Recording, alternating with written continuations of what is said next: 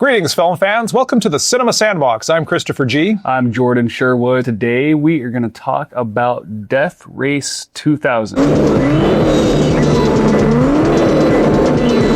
Would you take a 4-year-old to see this movie? Yes.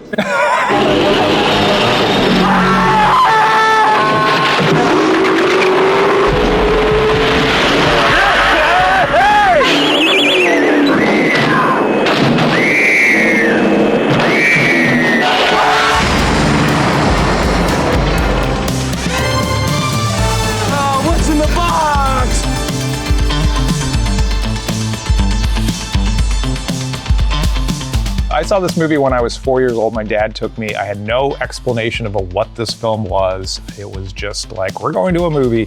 It was probably wildly inappropriate to take a 4-year-old to, even though it is a satirical sci-fi, you know, it is meant to be humorous. It is pretty intense. Looking at it, and all the tits. Look, when I'm through with you, you're going to be lying in state, lady. Listen, miss, if anybody is going to Boot Hill, it's you and your biz bag. This is a 1975 Roger Corman masterpiece from kind of the heyday of Roger Corman. It was about a futuristic automobile race from New York to Los Angeles in which the drivers attempted to kill each other, drive each other off the road, and also could hit pedestrians or knock over anything in sight. And it was a very serious, vicious short story. And I thought, this would be kind of interesting if I turned this into a satirical, ironic comedy. This was kind of like the heyday of his creativity when he was working with a lot of those filmmakers that were up and coming and went on to do huge things. The Jonathan Demmes, the Paul Bartels, the Joe Dantes, all these people, you know, got their training doing these low-budget Roger Corman films, and this one really sticks out as one of the classics. I mean, the title sells it. This is Roger Corman was an exploitation filmmaker. You got the word death in the title, you got the word race in the title. In 2000. It's funny when you look at films that had such a wild, like, oh my gosh, what a ridiculous vision of the future. And then here we are in 2026, and we're like,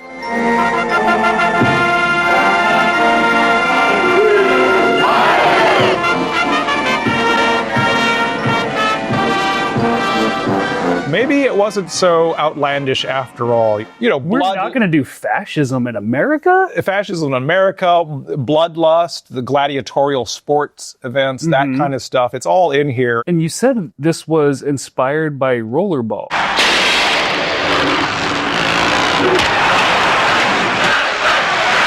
Houston players come and go, but the champion plays on. Roger Corman read about that film.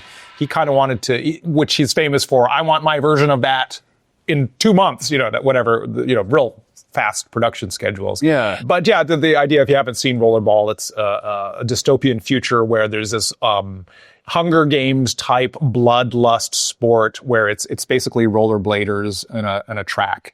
And you fight to the death. Badass. So yeah, he was inspired by that. He wanted something in the similar vein. And so this is what they came up with. Do I hear the sound of engines? It's Calamity Jane Kelly. Oh, it's cute. We've got 5 teams, drivers and their navigators. Some faces you might recognize. What'd you expect? Another pretty face?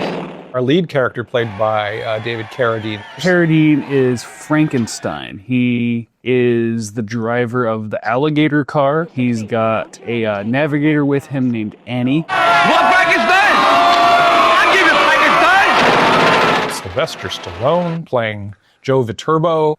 Machine Gun Joe's navigator is Myra. She's always kind of mouthing off. Oh, yeah, take a look at your face. I like her helmet. It's like fuzzy. I think it's cute. We've got Calamity Jane. At the wheel of that mean old ornery stud bull! She's probably got my favorite car. It's the one that looks like a bull. Yeah, you're a Texan, so you like that Longhorn. Yeah, she's doing the whole Western thing. She's played by Mary Warrenoff, and fun fact, she actually could not drive. The helmet was disgusting, but, you know, that was because it had to hide the stunt driver. And she had an ongoing creative partnership with Paul Bartel, who is the director of this film. There is no cause for alarm. That's Paul Bartel, the director. In a state of suspended animation. in order to facilitate the healing of his recent limb transplants. They both later would make a film called Eating Raoul, which is on the Criterion Collection. It's one of their nice. finds. Meet Paul and Mary Bland. Hey, you two live in the building. You must swing, right? Wrong. Eating Raoul. We've got Matilda the Hun. And her lovable Nazi navigator, Herman the German Fox. They are neo-Nazis, and there's no equivocation about that. They're just neo-Nazis, and they have a lot of fans. We've got Nero the Hero, played by Martin Kove. He is from Cobra Kai fame. Cleopatra is his navigator. Sit still, Cleopatra, and stop blocking me. My fans want to see me. They've never seen a has-been before? And then we have Mr. President, and I think he's just called Mr. President, right? He's wearing the brown suit, I think just to symbolize the brown shirts. All of his lackeys are dressed the same way. He kind of looks like a high school, math teacher. Once more, I give you what you want.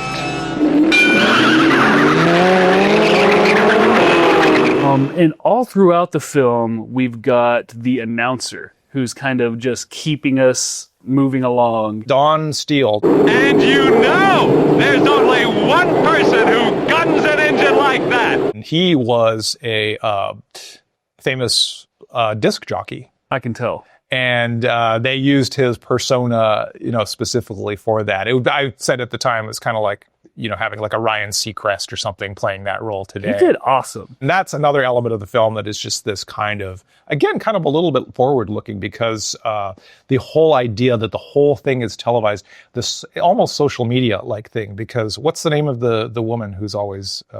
Oh yeah, I kept on calling her Jennifer Coolidge. This is Grace Pander from St. Louis, where Matilda, a dear friend of mine, is receiving a well-deserved rub-down. She's the color commentator throughout this. And this whole race is being broadcast live. Yeah. It's got satellite cameras that are following every driver. So everything that we're seeing in the film, the viewers at home are watching. But also we should mention the cars are the stars of this film. And in fact, the cars are what got the film financed. The cars really were, to me, very, very important. I went to an automotive designer and I told him what I was looking for with a theme for each car. The gangster car, the Western car, the Nazi car, and he gave me sketches which were wonderful. And this is what you do in exploitation film, is you have stuff like that is just like, that's cool. And that's easily, audiences latch onto that stuff and go, yeah, that's awesome. The more people you hit, the better score you get. Each type of person, class of person, has a certain point. The big score, anyone, any sex, over 75 years old, has been upped to 100 points. Babies are the highest? Disabled people. Disabled people are higher than babies? I thought babies were the top one, because she was going to go for the baby. Gotta be at least 200 points. If they scatter, go for the baby and the mother. Yeah. The more innocent, the more helpless, the bigger the point. So, Tak Fujimoto shot this film, and he is a legendary cinematographer of working on films. He worked with Jonathan Demme a lot, but he worked on Silence of the Lambs. Many list him as on a list of the best cinematographers who have never won an Academy Award. And then the composer of the film is Paul Chihara, who is a Japanese-American composer as well. Came out of the classical world. He was like a serious composer. I think he taught at UCLA, et cetera, and then decided he wanted to go into film because it was like a little more commercial. It's always hard as a composer writing for the concert hall. Music's weird.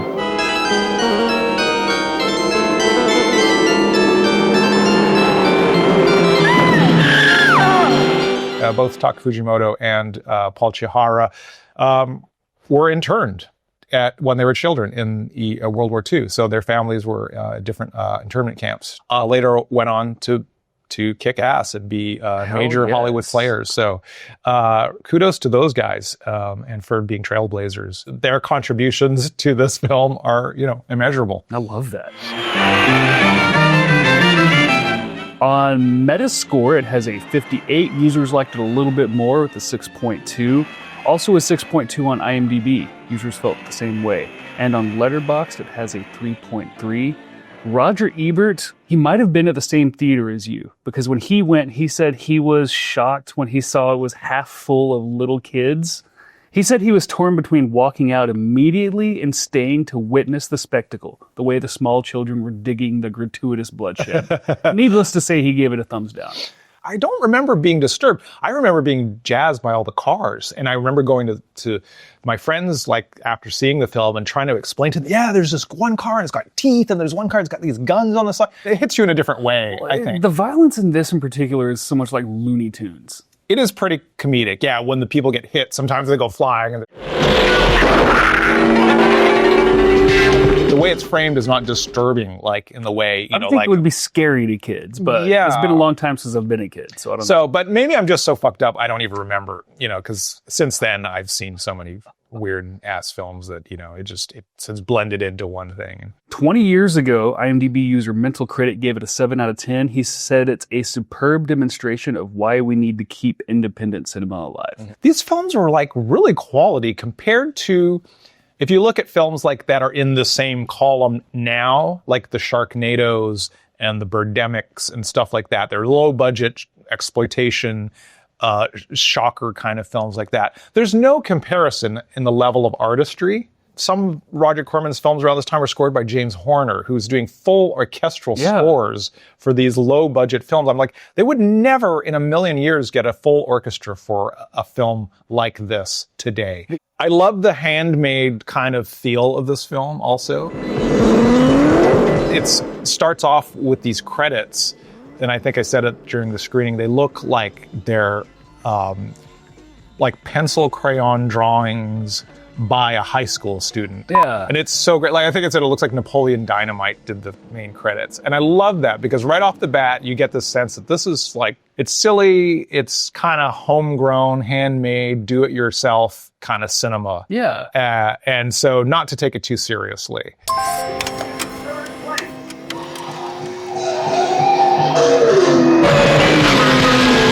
So the race is very straightforward. It's 3 days, 2 stops, from New York to St. Louis the first day, St. Louis to Albuquerque the second day, and then Albuquerque to the West Coast. They're coming out of the Lincoln Tunnel now, with Frankenstein and Joe running neck and neck. There are also a number of really prominent people that came out of this film as well, including Tina Hirsch, who was the editor of the film. But Tina Hirsch would later go on to pair up with Joe Dante. Oh, nice. Editing Gremlins and some of his other films. Headed due west with Nero the hero on his tail. Machine Gun Joe scores The First Blood. Reference to First Blood. There we go.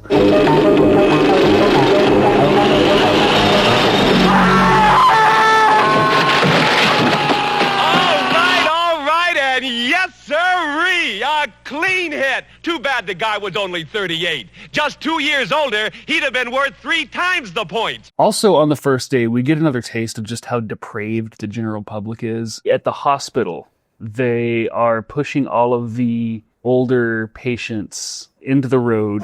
Oh my God. Maybe they're willingly participating in this. I don't know. It's disturbing. What is that? Euthanasia Day at the geriatrics hospital. They do it every year. Here it comes! What happens is Frankenstein, you think, is going to hit them, but he veers off and goes and hits the nurses and doctors instead. Love it.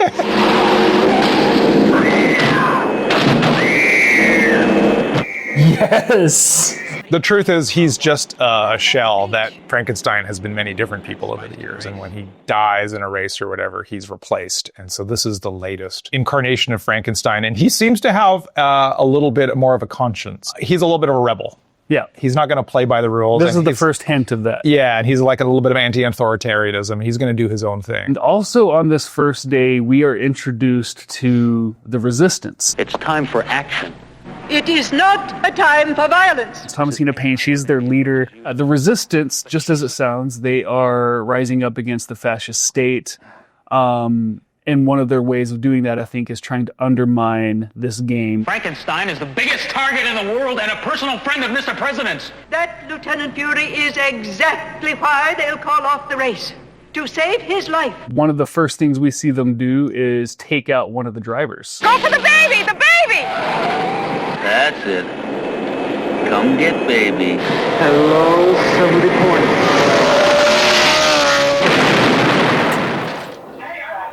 Yes. The government, with this being, a propaganda operation, they covered this up. They don't want to admit that the resistance actually had a hand at this. They do, as they continue to do, they blame it on the French. Yeah, I blame it on the French. I blame the whole thing in Vietnam on the French. They've been weasels from day one. I did Paris Holiday with Fernandel, and I found out just what kind of weasels the French are, They may love Jerry Lewis, but I don't have a high regard for them at all. Mr. President said it was the French who knocked off Nero and Matilda. Gallant heroes. Watch out for the crepe Suzette. Another wrinkle with our Frankenstein character is that his navigator, as we begin to learn, is also a part of this resistance. She's trying to lead them into an ambush, and they're going to capture Frankenstein or kill him or whatever and replace him with a double. And then that double is going to then kill the president. Frankenstein, stop the car! Hold on. What the hell? Keep going! Don't stop now! What are you doing? What are they doing? Sorry, brother. One thing I can't figure out is why would they bother to dress that guy up to look like me? Maybe he was a fan. We're getting a little bit of a catfight brewing between Matilda the Hun and Calamity Jane. You'll get what's coming to you on the road. Oh, yeah? Well, what's coming to me is the final solution to the cowgirl problem. Calamity Jane and her navigator are having a little bit of road trouble. Come on, Pete, honey, you gonna take all day with that? I want to get on the road, make a few more scores. My bloodlust is fading. Her navigator's down on the road, I think, fixing a tire, and... What'd you say? It's big! You're losing, Dick! I'll kill you for that! The resistance is at it again, trying to interfere with this race, and this is where probably the most Looney Tunes shit happens in the movie. Put it. Easy, steady she goes. Can you explain what this word is that you're using? Trompe-l'oeil. Trompe-l'oeil. Trompe-l'oeil is a French word, and it just means trick of the eye. And it's like basically an optical illusion, or in architecture sometimes you'll do a feature which it looks like a window, but it's actually just painted on. This is literally a Looney Tunes reference.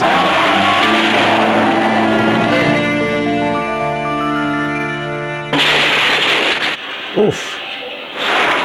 Oh. I don't know what that gas tank or whatever. Anything. That was awesome. That was a thing of beauty. Mwah. And it works. It does work. Because they're neo-Nazis. Yeah. You can rack up points by killing people. And one of the only drivers, I think, that's taking that aspect of the game seriously is Machine Gun Joe. He gets the road worker, he gets the people with the manhole.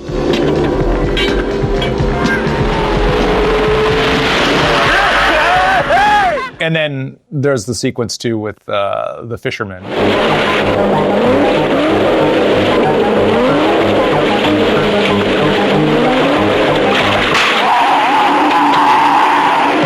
Ouch. Oh. Okay, the resistance, they love landmines. They place another landmine near this crash site, and we get this really funny sequence where Calamity Jane is... But Mary Warnoff cannot drive, so exactly. That was her downfall. It was.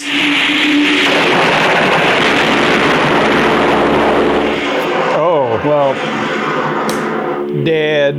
Because she couldn't do a 3-point turn. So that is 2 more racers down. We are left with just our main 2, Frankenstein and Machine Gun Joe. Look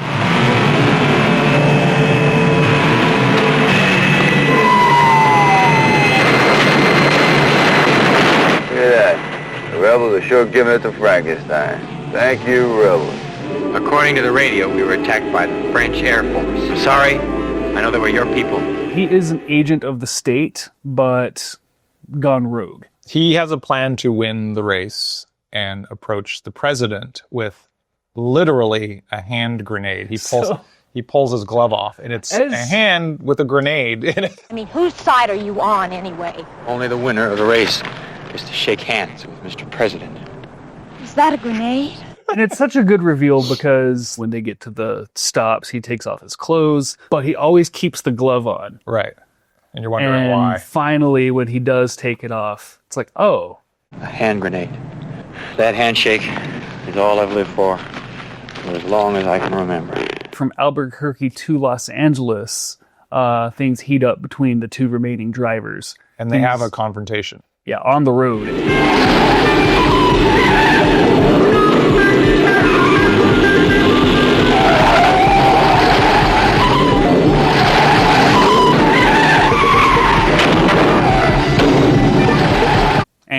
And he ends up taking the hand. Prematurely using the hand grenade to dispatch Joe Viterbo.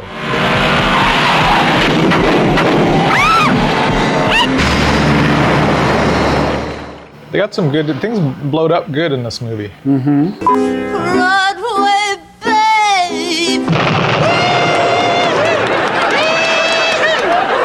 Blow up real good.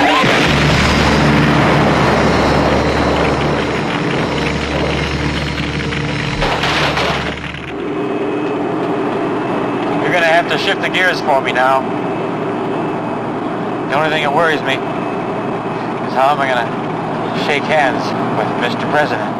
So he and Annie hatch up this new plan where Annie, unbeknownst to us, is going to dress up as Frankenstein. Go up and stab the president, I guess. Has like a little knife or whatever. But the resistance shows up and they don't know about Annie and Frankenstein's the switcheroo. plan.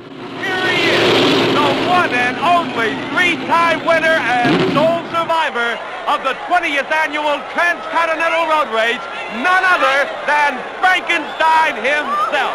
Our enemy, the French, have destroyed nearly all our gallant races, just as they have crippled our once great economy and wrecked our telephone system. We don't really know the story there, but Americans have always loved using the French as a scapegoat. The refusal of France to support the U.S. in Iraq, triggering a symbolic protest.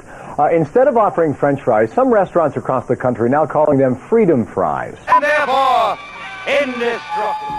The leader of resistance, Thomasina Paine, shoots what she believes to be Frankenstein. Frankenstein has been shot. Frankenstein, are you all right? And this is when Frankenstein hits the podium where the president is and kills him that way. That's Plan C.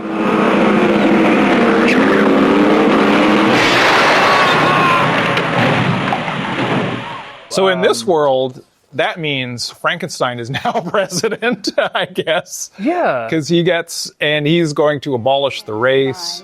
Can you tell us what your first official acts will be? I plan to pension off the secret police, restore free elections, and minority privilege. Don Steele, who plays Junior Bruce character, the commentator, he's like all, but what about the race? You know, he's like, that's his bread and butter. The race is the symbol of everything we hold dear, our American way of life. Sure, it's violent, but that's the way we love it. Violent, violent, violent. So Frankenstein obliges.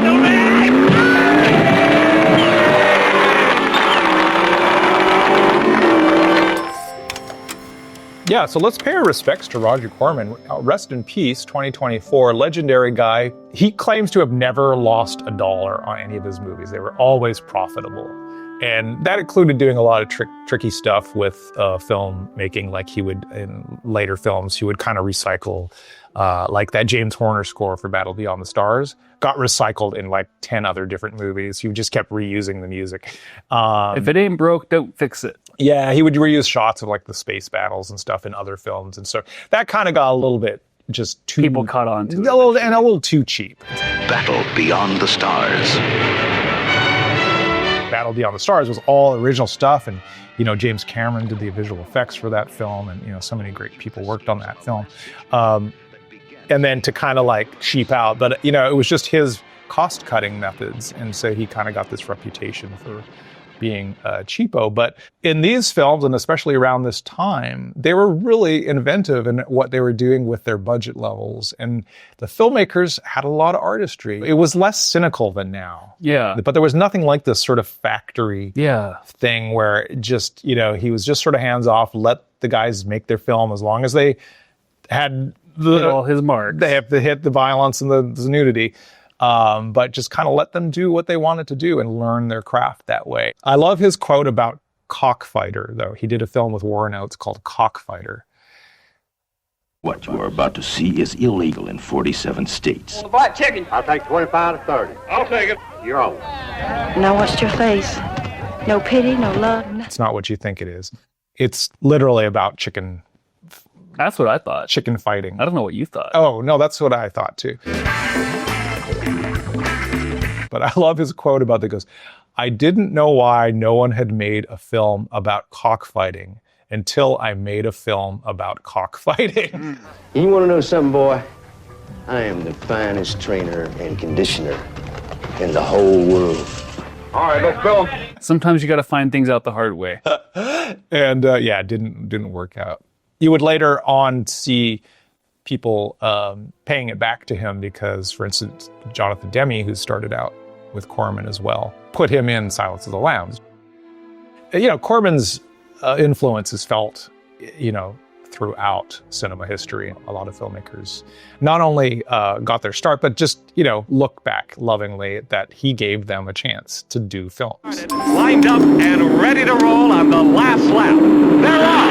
Frankenstein, holy Joe Viterbo, that funny man from Chicago, has scored his own mechanics for 40 points. The point system is so much fun, and I think it's probably the biggest cultural export of this film. Teenagers now rack up 40 points. Even if you're not aware of this film, if you hadn't heard of this prior to seeing this video today, people still joke. Probably heard about the point system. Somebody driving a car referencing, oh, that pedestrian's worth 20 points. Oh, you almost hit that guy. That would have been 10 points. I had heard that reference for years and years and years before even realizing this movie. It entered the popular lexicon, as they say. Yeah. And it stuck. Yeah. I have made the United Provinces of America the greatest power in the known universe. I have also given you the most popular sporting event in the history of mankind. I think the big turning point in this universe was this big financial crash in 1979. Right. It was a power grab, I think, where this kind of social, financial things collapsed and then just chaos. And so that allowed these authoritarian forces to come in and say, we'll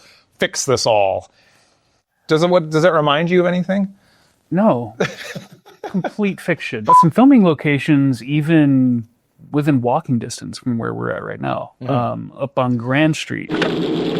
Where's the one that says "Welcome, Joe Viterbo"? That's all up on Grand Street there, which is now got Frank Gehry's Disney Hall. It's got the Broad. It's got Colburn School. It's got Mocha. But in the film, it looks empty. There's nothing there. You see like the skyscrapers a few blocks away in the background. Yeah. But I think the only thing there at that time was the Dorothy Chandler. And then right up the street from there is another filming location, the Los Angeles Center Studios. That's where Christopher Nolan works out of a lot today.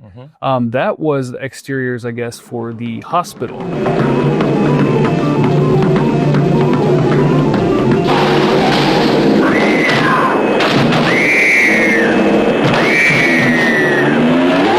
Frankenstein scores! And then there's a couple shots right down Broadway. We see those radio towers. Take it away, Junior Bruce. You can make a cross-country road trip film without even leaving LA County. It's pretty awesome. And again, a testament to the ingenuity of Corman and his filmmakers making the most of, whatever they had. Absolutely.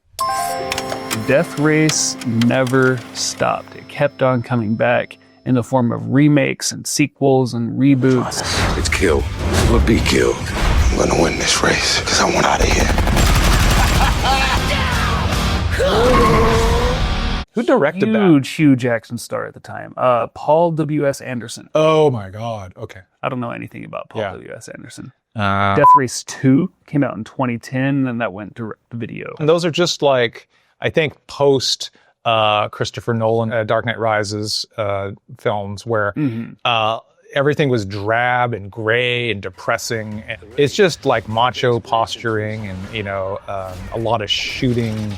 Just watching the trailer gives me a headache. Many adult headaches start with muscle tension. I want you to drive for me.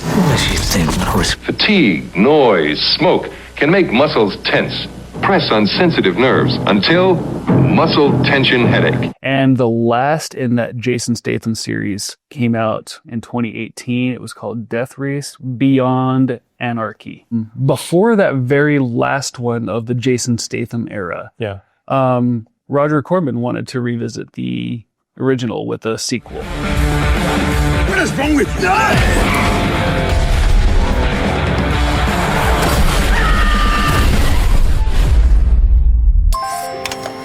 So while we're on the topic of inappropriate films for 5-year-olds, 4-year-olds, I wanted to talk about another film for a recommendation that I saw around the same time. I think. Where were your parents? Well, my father took me to see these. Yeah, I think he just wanted to see these movies, and I was like there, so he's like, just come, you know. And I was a good kid though. I believe that. I wasn't noisy running up in the... I was engrossed by the films because this is also from 1975. This was like the same year. Directed by Jack Starrett, who was like an exploitation filmmaker. He did Cleopatra Jones, for instance.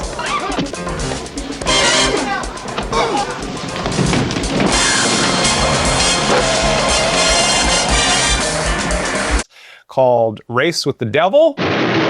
Race with the Devil. Saw somebody murdered. What? Some sort of ritual across the river. A girl got stabbed. They're chasing us.